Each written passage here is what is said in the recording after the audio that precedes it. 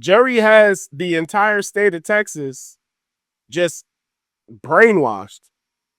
They are brainwashed. And you can't tell them anything about their team.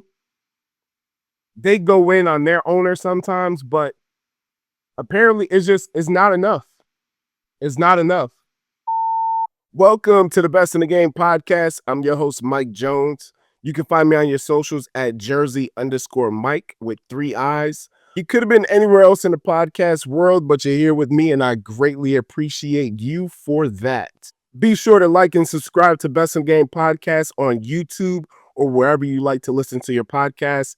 Let's get into these topics. Jerry Jones.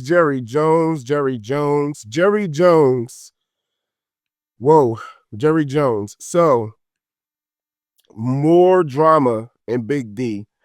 Jerry Jones conducted not one, but 2 interviews here within the last few days. And it's crazy. I don't quite understand why 2 interviews were necessary, but he conducted 2 interviews. One interview was with former NFL player Michael Irving. He was on the Michael Irving podcast. Shout out to Michael Irving. Michael Irving hosted him on his platform, on his podcast on YouTube, and it was a pretty good discussion. But I know what you guys are here for. So he talked about the whole Micah Parsons situation and the Micah Parsons drama. I do believe that's why Michael Irvin had him on there to discuss what's going on with Micah Parsons, his contract. Is he going to be able to participate last few days of camp? Is he going to be playing for the Cowboys? As most of you already know, Micah Parsons requested a trade from Dallas over a week ago now. So Jerry goes into the whole story and soliloquy of him inviting Micah up to his office, them having had a discussion in regards to paying Micah, making him the highest paid player, highest paid non-quarterback in the league. And so shortly, apparently, this is according to Jerry's story that he tells on Michael Irving's podcast. Shortly after him and Micah had the discussion, Micah Parsons reached out to his representation, his agent, and his agent then advises Micah to tell Jerry to contact him. So Jerry contacts the agent, and the agent is trying to understand why is it or how is it that there's a deal regarding contract happening or taking place and I'm not involved. I don't know what your favorite soap opera is, but you should probably switch the channel to whatever channel the Dallas Cowboys are on. So Micah Parsons' agent, his name is David Miiike, and apparently there's opposing stories here. There's opposing things going on here. Jerry Jones on Michael Irving's podcast says that David told him that he could take his offer and shove it up his you-know-what.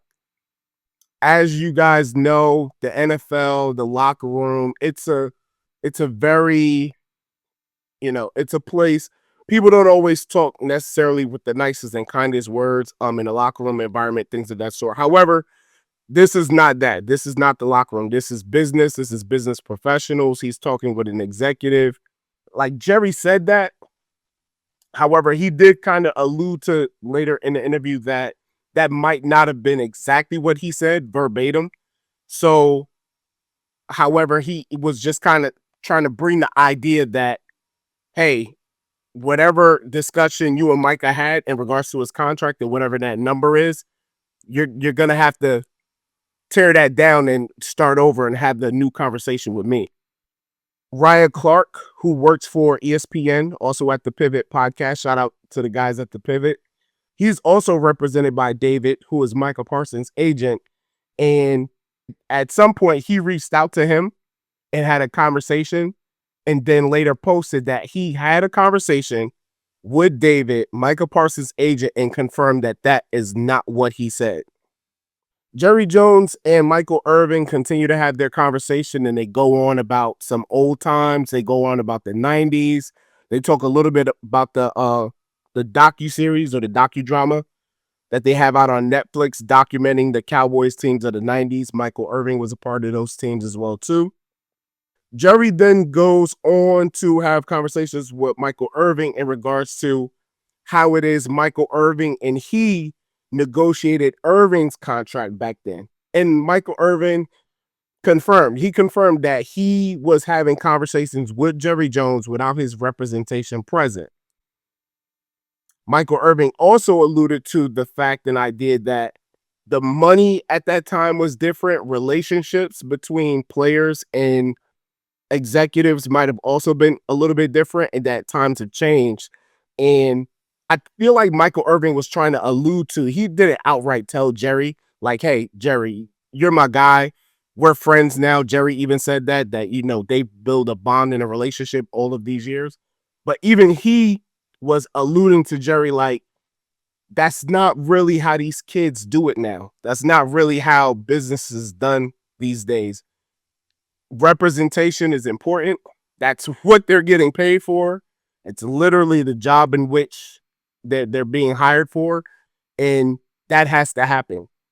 Jerry goes on to allude to the idea. He talks about his recent and previous negotiations with Dak Prescott, CeeDee Lamb. He had to see them in the eyes, have a conversation with them when he's kicking out this type of money over hundreds of millions of dollars. He's, as most of you already know, Jerry's not just the owner of the Dallas Cowboys. He's also the president and general manager.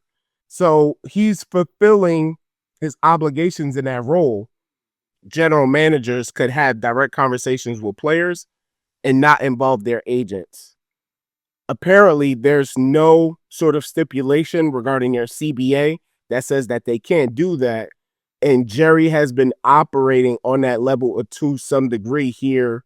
I mean, at least apparently since the 90s. The interview concluded with Jerry encouraging Michael Irvin to reach out to Micah Parsons and bring him over, bring him down to the office. The three of them can have a conversation. He's still alluding to and leaving out the agent in the negotiations, which I thought was crazy. What I also thought was crazy was this wasn't Jerry Jones' only interview. Apparently, at least this had to have happened within like a 2 or 3 day time frame. Jerry Jones also sat down and had an interview with Stephen A. Smith. Stephen A. Smith, in that conversation, because I watched that as well too, they alluded to Jerry Jones. He had spoken to Michael Irving prior to speaking to Stephen A. I thought that was interesting that it seems like they were trying to get the interview out the fastest. So Michael Irving, he posted his interview with Jerry on Thursday, and Stephen A. Smith posted his interview with Jerry on Friday. Jerry and Stephen A. Smith, they have a relationship. They've been in contact. Stephen A. Smith asked Jerry about his health and his drive to continue to not just own the Cowboys, but run and operate the Cowboys. Jerry very much alluded to the fire inside is still burning, and he wants to do right by this team. He too then also had a conversation with Stephen A. Smith in regards to the Micah Parsons contract situation. That interview did not go very much different from the Michael Irving interview. Jerry did joke around that Stephen A. Smith pretty much does hand him his ass on First Take when he's giving out those takes about the Cowboys and the team and the fans and things of that sort. But what I like is Stephen A. Smith did what Michael Irving didn't. Stephen A. Smith flat out said to Jerry, this is what we're doing. In today's age, we're leaving the agent out of conversations, negotiations, contract talks, big money talks. When did we start doing that? Representation is in the room representing the talent when talking to the team or the person representing the team, typically the general manager or the president. I like that. I like the fact that Stephen A. Smith who has a relationship with Jerry Jones, is able to tell his friend, his buddy, hey, I don't think what you're doing is right here. And it didn't harm anything. It didn't cause anything.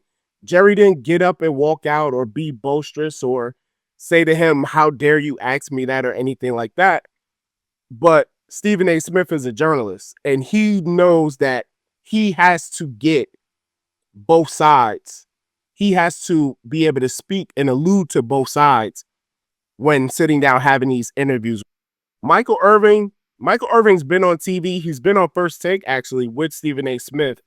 What I just thought was interesting was, and I guess this may be sort of a tell of the coming of the Michael Irving show and his podcast. It very much was very friendly, and it wasn't very controversial at all. He didn't challenge Jerry at all. However, Stephen A. Smith challenged Jerry to the fullest extent that he possibly could. I thought that that's what was cool. That was cool. Both interviews were good, but I like the idea that Stephen A. Smith was going to hold Jerry's feet to the fire and say, hey, what you're doing, that's not normal now. You having conversations, trying to come to an agreement with the kid that's like, what is Micah Parsons might be 25, 26 years old. You're trying to have a negotiation with a kid about hundreds of millions of dollars without his representation there. And that's not okay. Jerry has had a large interest in making sure that the Dallas Cowboys are on the hearts and minds of people as opposed to prioritizing winning for the organization.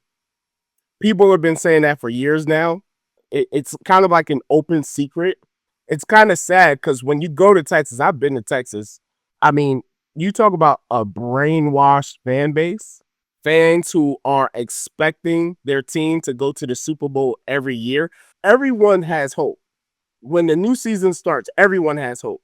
Even me, a Jets fan. I got big hope this year. Big hope. Justin Fields. Shout out to Justin Fields. Oh my gosh, he's looking amazing this preseason. I'm so proud of what this Jets team is about to do. But back to Jerry. Jerry has the entire state of Texas just brainwashed. They are brainwashed. And you can't tell them anything about their team. They go in on their owner sometimes, but apparently it's not enough. It's not enough. I think this dispute will look very similar to the Emmitt Smith dispute back in the 90s, where the Cowboys got on the field and they lost the first 2 games in a row. And then they got the deal done with Emmitt Smith and they went on to win the Super Bowl. I now think that this situation is going to be very similar. I believe Micah Parsons starts the season, not signed, not playing, and will probably go 1, maximum 2 games without playing before signing the contract. Will it be something else? Will he be traded? The Cowboys can get a shit ton back for Micah Parsons. And they know that. They know that. But that's not what Jerry wants. At least that's what he says. And I don't really think that's what Micah wants. I think Micah wants to be in Dallas. I think he does. He's a young kid. A lot of emotions. Emotions are running high right now. He's kind of in a predicament where he feels like he should be getting what he deserves. Jerry did also allude to the idea that he's playing right now, or he would have to play this season under his 5th-year option. And then Jerry has the chance to franchise tag him for a few years after that. So Micah wouldn't want that because the franchise tag for his position, I believe, might be a little more than half of what the market rate is. So that franchise tag gets a little bit tricky. We'll see what happens in Dallas. Jerry, let's keep the story going, buddy. Speaking of Micah Parsons' contract, I thought it would be appropriate to pull up and discuss the NFL's 10 highest paid non-QBs. 10 highest paid non-QBs in the NFL. Starting with number 10, New York Jets, Garrett Wilson, $32.5 million per year. Pittsburgh Steelers, DK Metcalf at $33 million. Number 8 is 49ers Nick Bosa at $34 million. Number 7 is CeeDee Lamb, Dallas Cowboys, $34 million. Number 6, Minnesota Vikings, Justin Jefferson at $35 million. Number 5, Las Vegas Raiders, Max Crosby. That dude's a monster, $35.5 million. Number 4, Houston Texans, Danielle Hunter, $36.5 million. Number 3, Cleveland Browns, Myles Garrett, making $40 million per year. At number 2, Cincinnati Bengals, Jamar Chase at $40.25 million. And number 1, highest paid non-QB in the NFL, Pittsburgh Steelers, TJ Watt at $41 million. Last but not least, we got a trade alert. Brian Robinson Jr. has been traded to the San Francisco 49ers. Robinson Jr. was a starting running back for the Commanders last season, but recently sat out during a preseason game as the organization considered trading him. While the 49ers were not one of the teams that we were expecting as a destination for the running back, he will now serve as a backup to Christian McCaffrey in San Francisco. Robinson will play behind the 2023 NFL Offensive Player of the Year, while a new player will slot in as the lead back in Washington. While that decision is not yet final, the role is likely going to Krosky Merritt. This kid, Krosky Merritt, has been amazing. There's been a lot of talk about him throughout the training camp and the preseason as well. In one of his last games, the Commanders actually came out and ran for it all through the first drive, and he had 90% of the yards on the first drive. He looked really, really good. Can't blame the Commanders for this. They have an opportunity to be super effective at the running back position at a lower cost. I do believe Krosky Merritt was a 6th or 7th round pick. So that means that they're saving money. They get a chance to save some money, send Robinson Jr. over to the 49ers, where the running backs out there do what they do. That's kind of no surprise. Mike Shanahan always keeps a stable of running backs. What I thought was interesting is Robinson Jr. is now out there with Parson, and him and his teammate got in common, like they got shot, and very recently, within the same time frame. I thought that was kind of crazy. And so here we go. Commanders, they get an opportunity. They get an effective running back player, and they get to save some money. They're going to need to save that money to pay Terry McLaurin. Jaden Daniels wants Terry McLaurin. The fans want Terry McLaurin. Entire whole DC wants Terry McLaurin. Commanders, go ahead and pay Terry. Joe Flacco will be the starter for the Browns week 1 matchup against, I don't know who they're playing in week 1. But he will be the starter. All I'm going to say is, Myles Garrett, this is what you signed up for. Remember, Myles Garrett went out of Cleveland, and then they signed him to a whole bunch of money. He's right now the second highest player in the league, and he's there. He's there, and Joe Flacco is the starter. Wait a minute. Joe Flacco is starting while Shedeur Sanders will be on the bench? Is that what's happening in Cleveland? Cleveland, y'all okay? Are y'all okay with that? Another quick hit. Daniel Jones. Congratulations to Daniel Jones, who somehow beat out Anthony Richardson in Indianapolis. Daniel Jones has been named the week 1 starter over Anthony Richardson. This makes no sense. This makes no sense at all. This makes no sense at all. You got the younger guy. He has an opportunity. I absolutely get and understand that he has made some mistakes. He has not been the greatest on the field. However, you got to give these guys time to develop. Anthony Richardson is going into his 2nd season in the league. Daniel Jones has been around for 6 or 7 years now. Hasn't really showed us much. He had that one great year in New York, and that was all Saquon. Y'all remember that? Y'all remember that? That was all Saquon. So, um, congrats to Daniel Jones. Congrats, no congrats. I don't know. That's freaking wild. That's wild that they're doing that. Shout outs. Shout out to the Mets. Shout out to my Mets for putting on a show at Nats Stadium. Amazing show. We beat them Nats. We beat them down, beat them down, beat them down. Had a great time out with the fam. Thank you so much, Eb. Oh, she got these seats for us, and they were so amazing.